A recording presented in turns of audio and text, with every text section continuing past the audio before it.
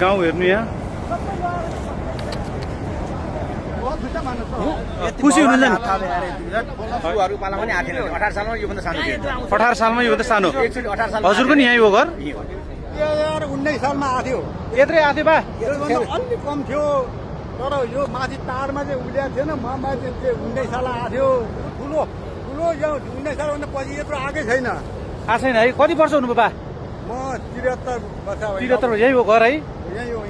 माथिको गाउँहरू अझै घट्यो होइन खोला अब बाटो त केही पनि छैन क्या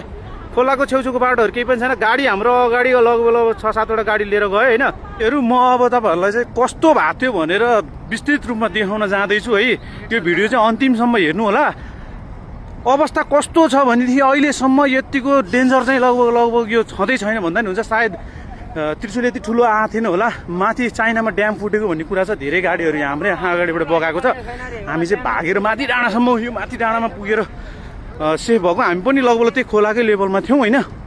अब म हजुरहरूलाई देखाउँदैछु है यो भिडियो अन्तिमसम्म हेर्नु है त कस्तो अवस्था भएको छ कति जति मान्छेहरू मऱ्यो होला लाखौँ मान्छे मऱ्यो होला आकलन गर्नु हजुरहरूले है अहिले त धेरै अहिले त लगभग धेरै घट्यो ल हेर्नु अवस्था कहाँदेखिबाट कहाँसम्म खोला आएको थियो ल हेर्नुहोस् अवस्था के भयो होला कति मान्छे मऱ्यो होला यहाँसम्म ल यति माथिसम्म अझै पनि गुडुङ यो यति ठुलो खोला अवस्था हेर्नुहोस् त्यो चाहिँ खोला पुरै सुकिसक्यो घरहरूको अवस्था हेर्नु माथि डाँडाको घरको अवस्था यस्तो छ त्यो माथि डाँडा हो है अनि यो खोलाको लेभलको त अब लगभग खोलाको लेभल त अब पुरै छोडिदिनुहोस् माथि त्यहाँ गएर पहिरो आएर पहिरो आएको कि ड्याम भत्किएर आएको रे भन्छ नि त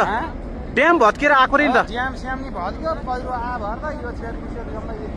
ल यति डेन्जर छ होइन ड्याम फुटेर मात्रै यस्तो हुन्छ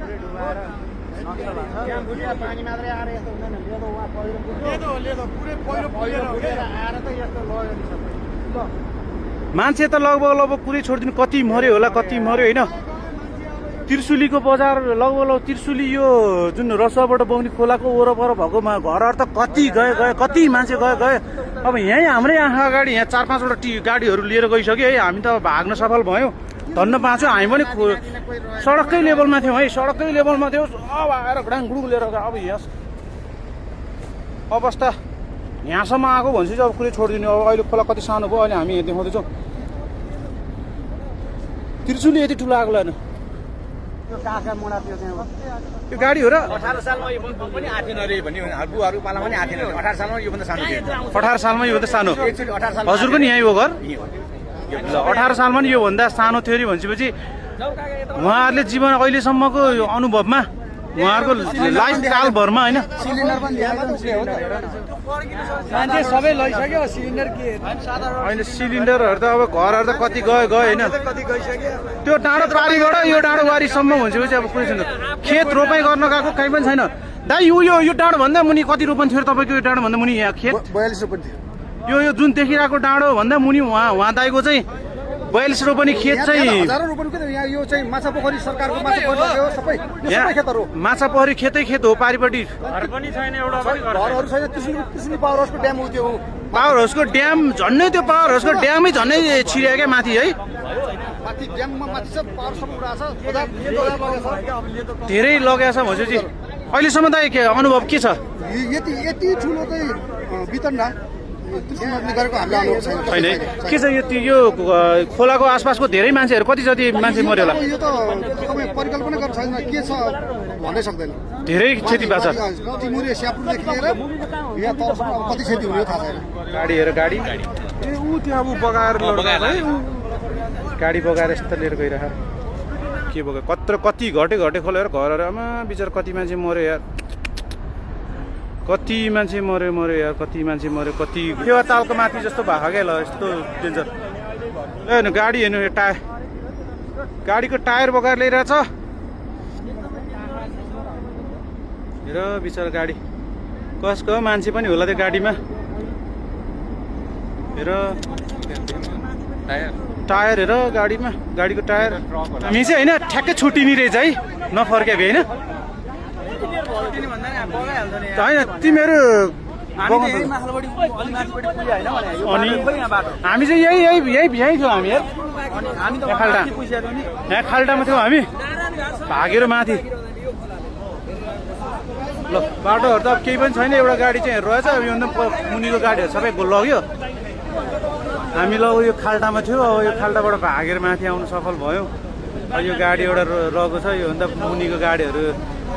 अब बगाएर लिएर गयो है हामी चाहिँ लगभग बाँच्न सफल भयो यार कत्रो आएको खोला अवस्था अब त्यही गर्नुपर्ने अब काठमाडौँ हामी काठमाडौँ फर्किने बाटै छैन कसरी फर्किने अरे ए ल त्यो डाँडोबाट बाटो छ भने हामी अब फर्किनै पर्ने अवस्था छ ल बसाएको त नि यही खाल्टामा थियो हामी उहाँहरू चाहिँ माथि नै पुग्नु भएको अनि माथिबाट खोला आएको छ भने थाहा पाइसकेपछि फर्केर भाग्दै आउनुभएको उहाँहरू लगभग हामी बाँध्न सफल भयो उहाँहरू त लगभग इम्पोसिबल जस्तै त्यही बाँध्नु भएन खुसी हुनुहुन्छ नि गाडीको ट्याङ्की लिएर के बोकाएको उहाँहरू चाहिँ सिलिन्डर लिन जान लाग्नु भएको थियो सिलिन्डर लिन जानै डराउनु भयो उहाँहरू गाडिदिनु पर्छ लगभग सुकिसक्यो खोला कत्रो आएको थियो भनेर चाहिँ एकखेर हेर्नु होइन खोला कत्रो आएको थियो बस्न सफल भएको छ हामी तलको गाउँ एउटा देखाउँछु म हजुरहरूलाई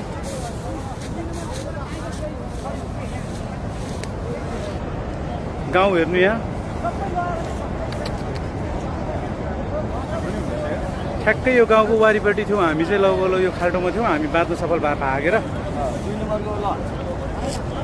बा यो कति वर्ष अगाडि यस्तो खोला आएको थियो अहिलेसम्म आएकै छैन यसरी चाहिँ आएन 2019 सालमा आएको थियो यत्रै आएको थियो बा अलिक कम थियो तर यो माथि तारमा चाहिँ उलिया थिएन माथि 19 साल आएको थियो 19 साल पछिको यो 19 सालभन्दा ठुलो हो यो ठुलो यो 19 सालभन्दा पछि यत्रो आएकै छैन आएको छैन है कति वर्ष हुनुभयो बा म 73 वर्ष 73 यही हो घर है यही हो लगभग के क्षति धेरै नै भयो होला बा अब यत्रो बजार उहाँ यतादिदेखिको त्रिशुली ढुङ्गे बजार जम्मै एरिया खतम बनाएको धेरै सर्वस्व बनाएको नि मान्छे धेरै मरेछ है यो मान्छे किनारा कति थियो घर एउटै घर छैन